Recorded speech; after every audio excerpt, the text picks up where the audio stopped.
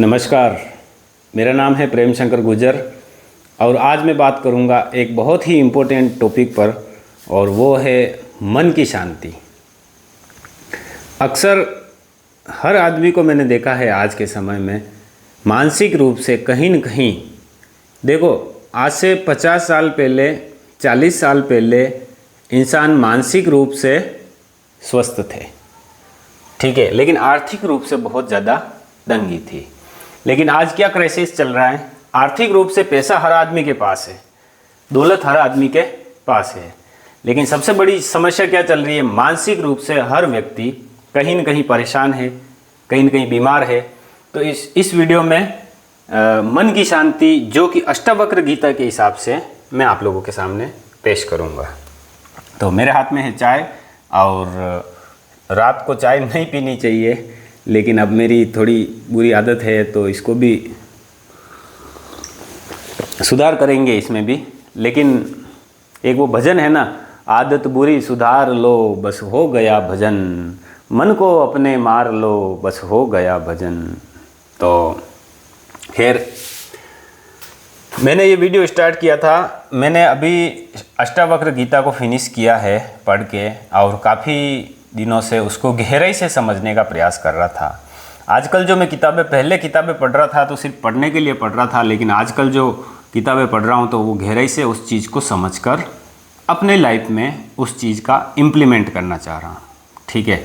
तो मौका मिल रहा है, साथ में सब साधन संसाधन है, तो वीडियो बना के भी आप लोगों से अपनी अनुभूति शेयर कर रहा हूँ। तो एक चीज़ जो मैं आप लोगों से क्लियर शेयर करना चाहता हूँ वो ये है कि ये आपके सामने एक पुस्तक दिखाई देगी, ये किताब, ये मैंने 50 जो है ना मोटिवेशनल बुक्स है, इसका मैं प्रचार कर रहा हूँ या नहीं कर रहा हूँ ये अलग चीज़ है, लेकिन ये काफ़ी इम्पोर्टेंट चीज़ है। और अगर आप इसको प्रचार माने तो ठीक है, प्रचार कर रहा हूँ, अच्छी चीज़ का ही प्रचार कर रहा हूँ, कोई बुरी चीज़ का प्रचार नहीं कर रहा हूँ। तो अच्छाई को फैलाना चाहिए और अच्छी चीज़ का प्रचार करना चाहिए। पहले मैं इस संकोच में रहता था कि यार पुस्तकों का क्या प्रचार करना, लेकिन जब लगे कि यार अच्छी बात है तो उसको शेयर करना चाहिए। और बात क्या है कि इसके अंदर ये कहाँ से प्रकाशित हुई, देखिए, राजमंगल प्रकाशन से प्रकाशित हुई। पुस्तक का नाम है लाइफ 50, ठीक है। लाइफ की 15 जो किताबें थी, यानी कि मैंने एक समय था जब मुझे किताबें पढ़ने का एक जुनून चढ़ गया था, और ये बात होगी 2017-2018 के बीच की, 16 के बाद। उससे पहले मैं कंपटीशन की किताबें पढ़ा करता था। कंपटीशन की किताबें पढ़ के बोर हो गया, 10 साल तक वो कंपटीशन की किताबें पढ़ी, कंपटीशन दिया, सेकंड ग्रेड बना, फर्स्ट ग्रेड बना, आरएस दिया, आईएएस वगैरह के प्रीलिम्स दिया, हुआ नहीं उसमें, तो आरएस मेंस वगैरह दिए, उसमें भी हुआ नहीं। तो मुझे लगा यार ठीक है, अब नहीं हुआ तो मुझे वो करना चाहिए जिसके लिए मेरा दिल करे। तो एक पुस्तक है जिसका नाम है द सीक्रेट, मेरे पास, मैंने किसी को दे दी, इधर उधर है नहीं है, तो रोंडा बर्न उसकी लेखिका हैं। और द सीक्रेट पुस्तक क्या है कि उसमें नव विचारवाद, यानी कि बताया गया है कि हमारे जो विचार हैं वही हमारी दुनिया का निर्माण कर रहे हैं, ठीक है। तो ये चीज़ मेरे को बड़ी इंटरेस्टिंग लगी। और उससे पहले हुआ ये था कि द सीक्रेट एक मूवी यूट्यूब पे मैं उस समय देखता रहता था, तो एक द सीक्रेट करके इसकी मूवी है, वो यूट्यूब पे मुझे दिखाई दी। तो उस मूवी को देखने के बाद मुझे लगा कि यार ये तो बिल्कुल सच बात है, हम जैसा सोचते हैं वैसी हमारी दुनिया का निर्माण होता है। तो उस पुस्तक को मैंने अमेज़न से ऑर्डर करके मंगा दिया। तो पहली पुस्तक जिसको पढ़ने के बाद एकदम मुझे लगा कि यार ये तो बहुत गहरी और बहुत सच्ची बात बताई गई है लाइफ के बारे में। और ये एक इंटरेस्टिंग बात और ये है कि लाइफ के बारे में मैं स्टार्टिंग से जानना चाहता था, एक जिज्ञासा मेरे अंदर थी कि ये जीवन क्या है जो हमें मिला है, इसका पर्पज़ क्या है, सत्य क्या है, ये सारी चीज़ें। एक समय ऐसा था कि जब मैं सत्य क्या है, लाइफ क्या है, इसके बारे में अपने स्टाफ में बात करता था तो लोग मुझ पे हंसते थे कि यार कैसी पागलों जैसी बात है। लेकिन मेरे अंदर एक जिज्ञासा थी। तो रोंडा बर्न की उस किताब को पढ़ने के बाद फिर मुझे लगा यार ये तो बहुत ज़बरदस्त किताब है। उसके बाद रोंडा बर्न की द ग्रेटिट्यूड करके एक पुस्तक और थी, एक द पावर, शक्ति करके एक किताब और थी, और उनकी लगभग सारी किताबें उस समय मैंने मंगा दी थी और फैन हो गया था मैं। उसके बाद नेपोलियन हिल की पुस्तक थिंक एंड रिच ग्रो वो मंगाई। फिर और भी बहुत सारी किताबें, जैसे डॉक्टर जोसेफ मर्फी की power of your subconscious mind, यहीं कहीं होगी, तो वो भी मंगा के पढ़ ली। इस तरह से जो मोटिवेशनल किताबें थी वो मेरे लाइफ का वो दौर था 2-3 साल। उसी समय मैंने एक डिवाइस मंगा लिया कि यार किताबें मंगाने से तो अच्छा एक किंडल डिवाइस था जो मैं डिजिटल बुक्स उसमें पढ़ सकते हैं, वो मंगा लिया था और उस पर मैं पढ़ने लगा। तो ये जो आपको किताबें दिखाई दे रही है यही नहीं है, अगर इस किंडल डिवाइस के अंदर मैंने बहुत सारी किताबें पढ़ी। तो ये सब पढ़ते पढ़ते मुझे लगा कि यार कुछ जो मोटिवेशनल जो इम्पोर्टेंट किताबें हैं, सभी लोग सभी किताबें तो नहीं पढ़ सकते हैं, तो उनका सार, निष्कर्ष या कुछ इम्पोर्टेंट जो है ना कोटेशन है उनको मैंने लिया और 50 इम्पोर्टेंट किताबें जिसका नाम लिखा हुआ है इसमें, कौन कौन सी किताब है, जैसे मैं मन हूँ, दीप त्रिवेदी की पुस्तक है, जैसे विश्वास की ताकत, ये जॉय विटाल की पुस्तक है, जैसे मन के चमत्कार, ये डॉक्टर मर्फी की पुस्तक है, डॉक्टर जोसेफ मर्फी जिन्होंने power of your subconscious mind पुस्तक लिखी थी। 1% फॉर्मूला, 1% फॉर्मूला ये है टॉम कोलेन की। इसी तरह से बहुत सारी 50 किताबों के मैंने नाम दिए हुए हैं। इन 50 किताबों के सार इस पुस्तक के अंदर दिया, कोटेशन। और क्यों दिया, मकसद क्या था? मकसद प्रचार करना या ऐसा कुछ नहीं था। मेरा मकसद ये था कि उस समय मैं थोड़ा डिमोटिवेट हो रहा था, मेरे को लाइफ के बहुत संघर्ष करने पड़ रहे थे, तो ये पुस्तकें जो है वो मुझे मदद कर रही थी। तो मुझे लगा कि यार ये तो गजब है, 50 किताबों को तो मैं एक साथ लेके नहीं घूम सकता, तो इनका निष्कर्ष निकाल के कुछ इम्पोर्टेंट कोटेशन जो है इन पुस्तकों के, जैसे उदाहरण के तौर पर मैं एक कोटेशन पढ़ के बताता हूँ। मैं आपको 23 वैज्ञानिक अध्ययन दिखा सकता हूं जिन्होंने दर्शाया कि जब लोग सामूहिक रूप से किसी एक सकारात्मक उद्देश्य पर मनन करते हैं तो उनके आसपास के संसार में सकारात्मक चीज़ें होती हैं जिन्हें नापा जा सकता है। मिसाल के तौर पर कुछ अध्ययनों में वैज्ञानिकों ने बताया कि जहां ध्यान किया गया है वहां आसपास के समुदाय में अपराध और हिंसा में काफ़ी कमी आई है। ये विश्वास की ताकत पुस्तक से लिया गया है। एक विश्वास की ताकत का हो गया। एक कोटेशन में आपको बताता हूँ 1% फॉर्मूला का।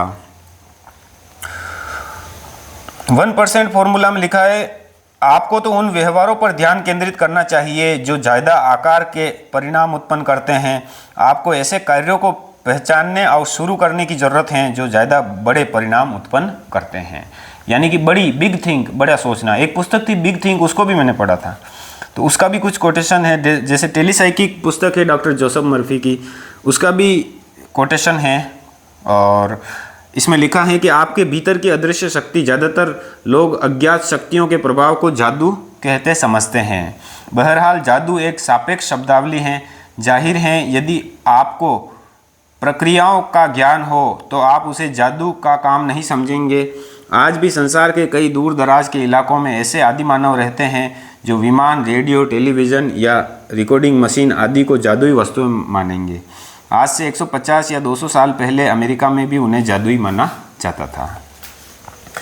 तो इस तरीके से इस पुस्तक के अंदर लगभग 50 किताबों का सार है।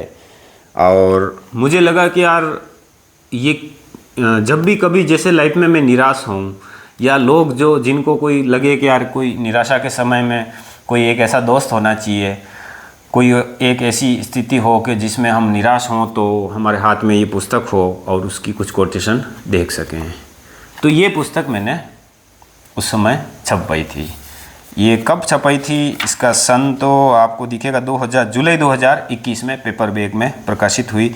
राजमंगल प्रकाशन और ये कहाँ का है, अलीगढ़ का, उत्तर प्रदेश, वहाँ से प्रकाशित हुई और ये चल रही है। ठीक है, 2021 में ये पुस्तक आई थी, तो ये हमेशा मेरे पास रहती है, जब भी निराशा होती है तो इसको खोल के पढ़ता हूँ। कहने का मतलब स्टार्टिंग मैंने इस पुस्तक का प्रचार करने के लिए नहीं की थी, स्टार्टिंग मैंने की थी मन की शांति। ठीक है, तो उस समय मेरा मन विचलित होता था, मन की शांति नहीं मिलती थी, तो मैंने पढ़ना शुरू किया और पढ़ते पढ़ते ये एक पुस्तक निकाली। और फिर भी ऐसे जीवन में स्ट्रगल आए, 2021 में ये प्रकाशित हुई, उसके बाद भी कई मेरे जीवन में बहुत सारे स्ट्रगल आए, तो स्थिरता नहीं रह पाई। जैसे किसी पुस्तक को पढ़ते हैं तो कुछ समय के लिए वो मोटिवेशन बन के रहती है, लेकिन उसके बाद फिर क्या होता है, उसके बाद वापस अशांति आ जाती है। तो मुझे लगा कि यार ये मेरी समस्या का समाधान नहीं है। जैसे ये बहुत सारी किताबें पढ़ी, अब हर चीज़ में अपनी व्याख्या या अपना बखान नहीं करना चाहता, जो निष्कर्ष है वो बात बताना चाहता हूँ। ये भी इसलिए बताया कि भाई ये सत्य है जो मैं बोल रहा हूँ। आज का जो युग चल रहा है उसमें सत्य से ज़्यादा झूठ परोसा जा रहा है, तो आपको बहुत ध्यान और जागरूक रहना है कि सत्य क्या है, झूठ क्या है, उसका जो विवेक है आपका, उसका उपयोग करना चाहिए। तो मुझे लगा कि यार इससे भी थोड़ा मन को शांति नहीं मिल रही है, तो इन दिनों अब मैंने पाश्चात्य दर्शन बहुत पढ़ लिया, उनकी किताबें, नव विचारवाद जैसे बहुत सारा सब कुछ पढ़ लिया, लेकिन फिर भी एक विचलन की स्थिति तो मौजूद है।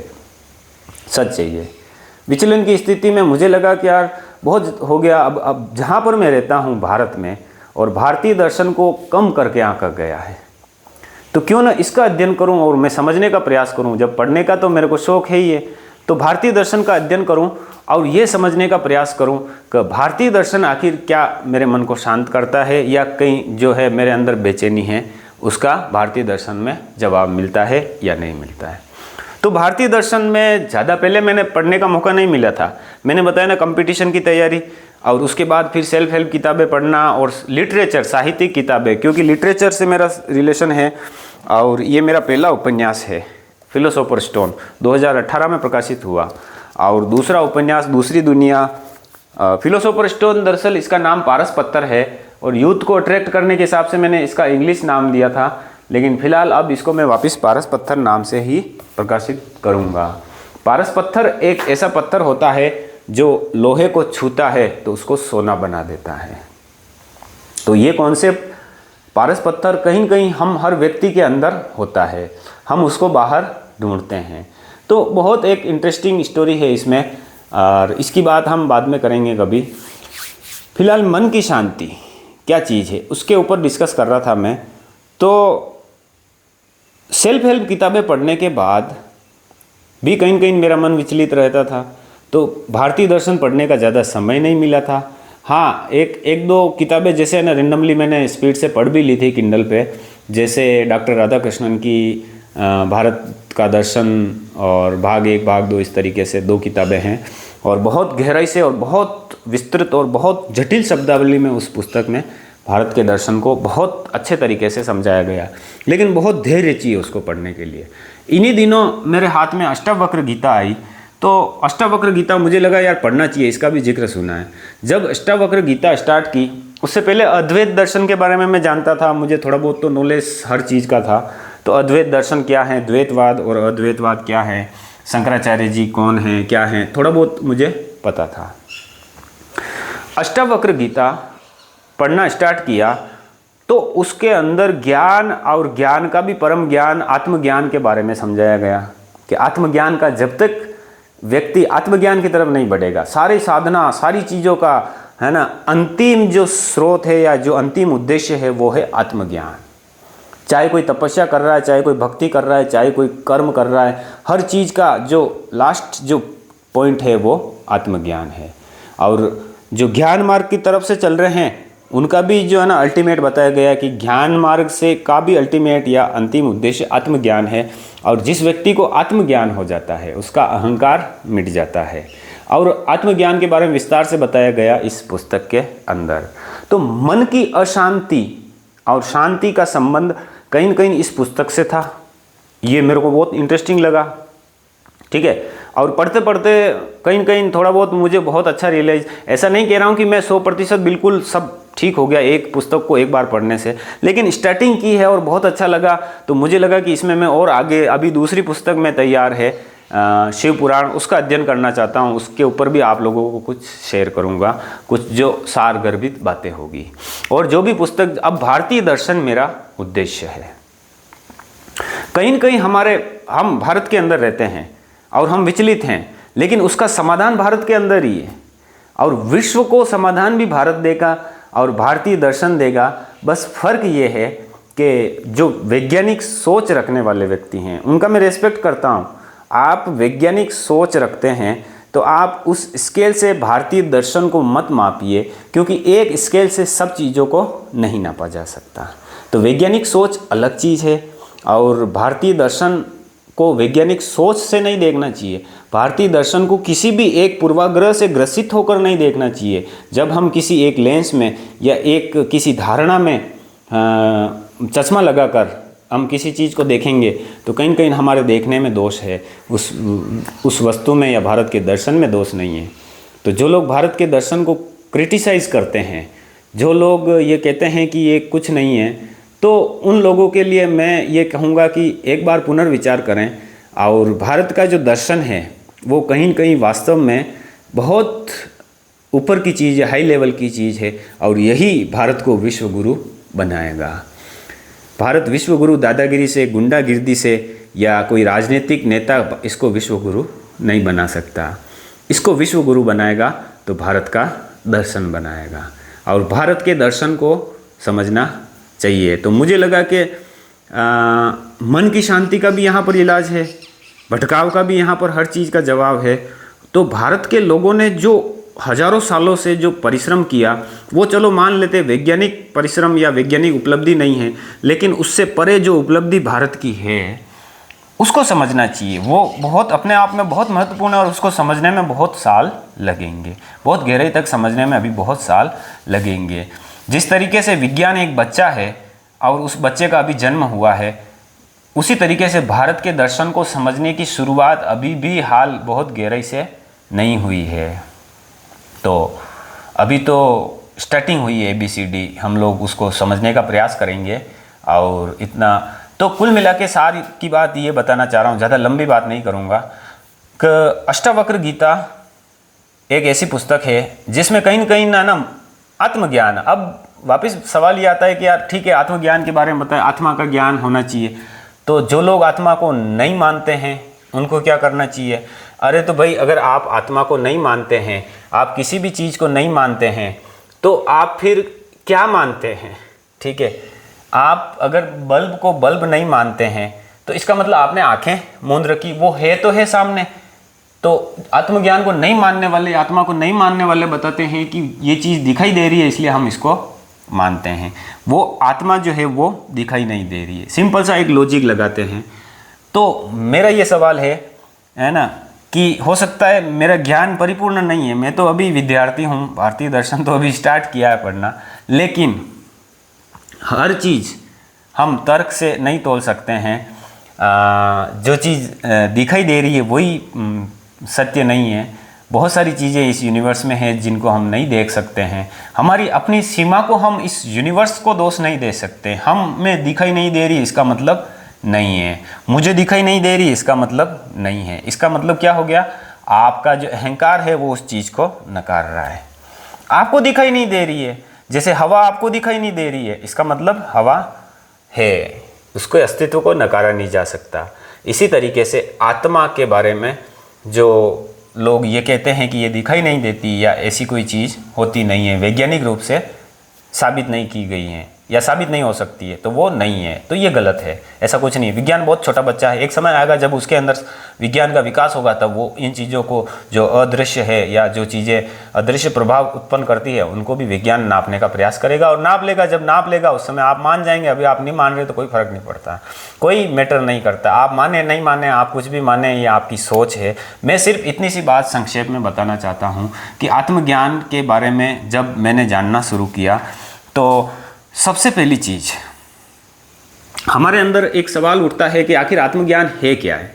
मेरे अंदर भी था कि यार कैसी फीलिंग होती है आत्मज्ञान में, आत्मा क्या है, कैसी दिखती होगी। तो सबसे इम्पोर्टेंट बात यह है कि ये जो आत्मज्ञान को बताने का, एक्सप्लेन करने का जो प्रयास करते हैं वो सबसे पहले विफल है। सारे प्रयास यहाँ पर निष्फल हो जाते हैं। कैसे कि आत्मा जो है वो थॉटलेस है, आत्मा जो है वो मतलब एक ऐसी स्थिति में है जिसका मैं जो अभी बखान करने का प्रयास कर रहा हूँ ना, वो भी दरअसल आपको कहीं न कहीं उसके इर्द गिर्द लेके जाऊंगा, लेकिन वो चीज़ नहीं बता पाऊंगा क्योंकि वो बता नहीं सकते हैं और उसको बताया नहीं जा सकता, क्योंकि वो एक ऐसी चीज़ है जिसका जो यानी कि जिस चीज़ को है ना मतलब उसका कोई एक पैटर्न नहीं है।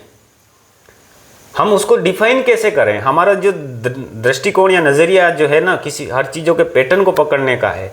तो आत्मा जो है इसमें अष्टावक्र गीता में क्लियर बताया गया, ये द्वैतवाद यानी अद्वैत और द्वैत दो जो है ना थॉट होते हैं। तो अद्वैत जो है ना उसका इसमें वर्णन मिलता है कि यानी परमात्मा और आत्मा एक ही हैं और आत्मा हमारे अंदर हैं और दोनों एक ही हैं, तो हम दोनों जुड़े हुए हैं। परमात्मा से आत्मा जुड़ी हुई है और आत्मा से हम इस सृष्टि में अस्तित्व में है। कुछ लोग इसको कॉन्शियसनेस बोलते हैं, चेतना बोलते हैं, कुछ आत्मा बोलते हैं। तो कुल मिला के कोई न कोई चीज़ जो है वो आत्मा हो या चेतना हो वो हमारे अंदर है, और जो हमारे अंदर हैं उसको हम देख नहीं सकते हैं, लेकिन वो सब चीज़ों को देख रही है, वो सब चीज़ों को ऑब्जर्व कर रही है। ठीक है, तो उसके नीचे मन है कहीं न कहीं। आत्मा सबसे मतलब ऊपरी स्थान पर बैठी हुई है, लेकिन उसको ऑब्जर्व करना उसको कौन ऑब्जर्व कर सकता है? जहाँ सूर्य को से प्रकाश निकल रहा है और सारी चीज़ें उस सूर्य के प्रकाश से, जैसे एक एग्जांपल बताता हूँ, सूर्य के प्रकाश से सारी चीज़ें प्रकाशित हो रही है। ठीक है, तो अब जैसे पृथ्वी भी सूर्य के प्रकाश से प्रकाशित हो रही है, तो पृथ्वी चाहे कि मैं सूर्य को देखूँ तो कैसे देखेगी? आंखें चौंधिया जाती है, उसमें सूर्य की बस किरणें ही दिखेगी। तो जो सूर्य के अंदर जो गहराई में जो है वो चीज़ पृथ्वी नहीं देख सकती है। उसी तरीके से जो आत्मा है गहराई में बैठी हुई है, जो सब चीज़ों को देख रही है, उसको देखना मुश्किल है। तो उसको सिर्फ महसूस किया जा सकता है, उसको हम फील कर सकते हैं कि हाँ यार कोई चीज़ तो है, देख रही है। ठीक है, तो उस तरीके से आप समझने का प्रयास करना आत्मा को।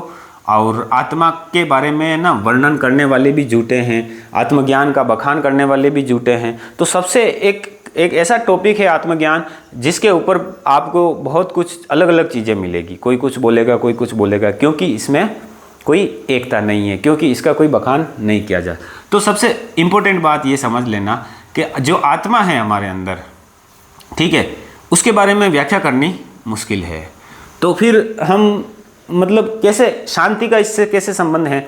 तो सबसे इम्पोर्टेंट बात ये इसमें बताई गई है कि जो आत्मा है उसका ज्ञान ही सबसे परम ज्ञान है। और आत्मा का ज्ञान क्या है कि जब व्यक्ति उस स्टेट की तरफ बढ़ेगा जहाँ पर कुछ भी नहीं है, शून्य, ठीक है, कोई वाइब्रेशंस नहीं है, कोई थॉट नहीं है, या मतलब जो एक सिर्फ दृष्टा है, वहाँ पर जब व्यक्ति उस अपने लेवल को वहाँ तक लेके जाएगा तो वो मन की जो चंचलता, सारी चीज़ें, वो उनका सारा मतलब राज खुल जाएगा। तो वहाँ पर वो उसको ऑब्जर्व कर सकता है कि ये जो है ना मन है, ठीक है, और ये मन मुझे परेशान और विचलित कर रहा है। तो जब आप उसको ऑब्जर्व करने लग जाते हैं तो फिर क्या होता है, आप अपने को मन से थोड़ा सा पृथक समझने लग जाते हैं, थोड़ा सा अलग उससे हो जाते हैं। और जब हम किसी चीज़ से अलग हो जाते हैं तो फिर हमें ज़्यादा फर्क नहीं पड़ता है कि मन क्या कह रहा है, क्या नहीं कर रहा है। तो जो मानसिक शांति का इससे कॉन्सेप्ट जो मुझे मिला है वो ये है कि मानसिक शांति में ये पुस्तक बहुत अच्छी है। तो सारे प्रकार के अहंकार यानी मैं कर रहा हूँ, मैं, तो वो भी इसमें नकारा गया है।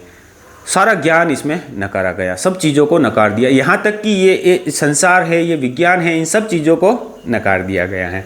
ये मिथ्या है, इसमें बताया गया कि ये संसार ही मिथ्या है। अद्वैतवाद यही बताता है कि ये जगत मिथ्या है और ये जो चीज़ें दिखाई दे रही है ये सब माया जाल हैं। ठीक है, तो आप लोग देखना कि साइंस भी कहीं न कहीं अंत में अभी यहीं इस स्टेज पर पहुंचने का प्रयास कर रही है जहां पर इसमें बताया गया है।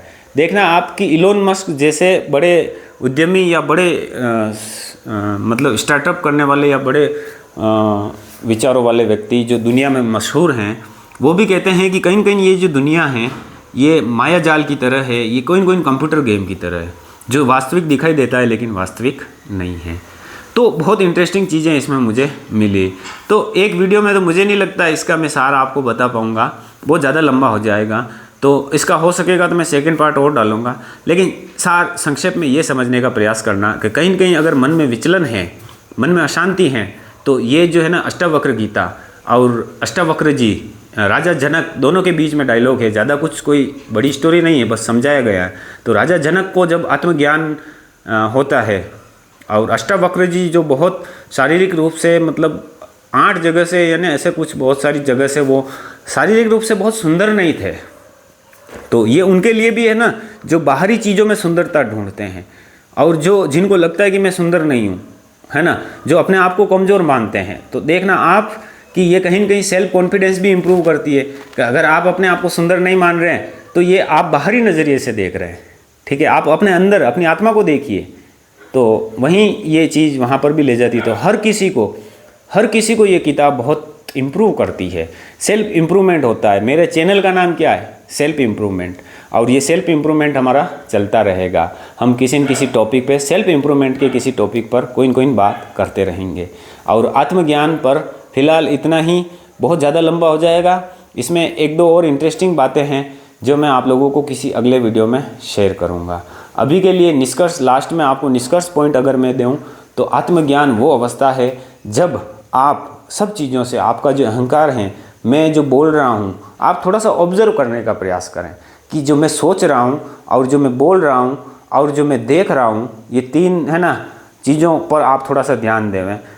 सोचना, विचार कहाँ से आ रहे हैं, सोच कहाँ से रहा हूँ, ठीक है, और मैं जो देख रहा हूँ इससे भी कहीं न कहीं फीडबैक मिल रहा है, और मैं जो बोल रहा हूँ और इन सब चीज़ों को, और ये जो मन है मेरे अंदर जिसमें इच्छाएं होती है, यानी इच्छाओं को भी इसमें, अच्छा इसमें एक इंटरेस्टिंग बात और बताई गई है, और आपने अभी तक वीडियो देखा तो ये आपके लिए बहुत इंपॉर्टेंट और इंटरेस्टिंग, यूँ समझिए कि आपका एक फल मिला है। फल ये है कि ज़बरदस्ती मन को नहीं मारना चाहिए, ज़बरदस्ती तो किसी चीज़ की करनी ही नहीं चाहिए, वो भी एक प्रयास करना भी, चीज़ों को मारना, जैसे मन को मारना, भाई मुझे आत्मज्ञान हो गया, मैं मन को मार रहा हूँ, तो वो भी आपका प्रयास है ना, उस तरफ किया गया प्रयास भी वो बेकार है। उसमें भी आपका अहंकार आ जाएगा कि मैं प्रयास कर रहा हूँ, मेरे प्रयास करने से ये हुआ, तो वहाँ पर जहाँ पर मैं आ जाता है वहाँ पर आत्मज्ञान नहीं। तो आत्मज्ञान बहुत एक गहराई से समझने की चीज़ है, अगली वीडियो में हम और बात करेंगे, लेकिन इतना समझिए कि किसी चीज़ पे ज़बरदस्ती प्रेशर किसी प्रणाली पर देकर आत्मज्ञान नहीं प्राप्त किया जा सकता। आत्मज्ञान एक सहज अवस्था है, कोई बहुत कठोर तपस्या करके बहुत ज़्यादा इतना मतलब है ना दृढ़ता से या कठोरता से किसी चीज़ को प्राप्त करना भी आत्मज्ञान नहीं है। तो फिलहाल के लिए मुझे इतना ही, बहुत ज़्यादा लंबा वीडियो हो जाएगा, तो प्रेम शंकर गुर्जर को अनुमति दीजिए। फिर अगले वीडियो में हम इसी टॉपिक पे, या जो शिव पुराण मैंने स्टार्ट की है उस पर कोई इंटरेस्टिंग टॉपिक पर बात करेंगे। तो भारतीय दर्शन को, मेरा मकसद सिर्फ इतना है कि भारत के दर्शन को आप लोगों के सामने रखना, सरल भाषा में, सरल शब्दों में रखना, और मैं चाहता हूँ कि भारत अगर विश्व गुरु बनेगा तो हम लोग, हमारी समझ से बनेगा, और हमारी समझ कब आएगी? जब हम अपने पूर्वजों का 2000 साल, 5000 साल, 10,000 साल पुराना जो है ना थॉट प्रोसेस है, उनका जो है ना, उन्होंने जो परिश्रम से चीज़ें इकट्ठी करके हमारे लिए छोड़ी है ना, बहुत सारी चीज़ें नष्ट हो गई, लेकिन जो है वो है, उन्हीं से हम काम चलाएंगे, और उनको समझने का जब हम प्रयास करेंगे, तो जब हम है ना, हम समझ जाएंगे ना, तब जाके दूसरे अपने आप समझ जाएंगे। तो दूसरों पर ज़बरदस्ती नहीं थोपना है। हम सभी भारत के लोगों को भारतीय दर्शन को थोड़ा सा सरल तरीके से, बहुत ज़्यादा मतलब जटिल तरीके से नहीं, सरल भाषा में, सरल तरीके से समझने का प्रयास करना है।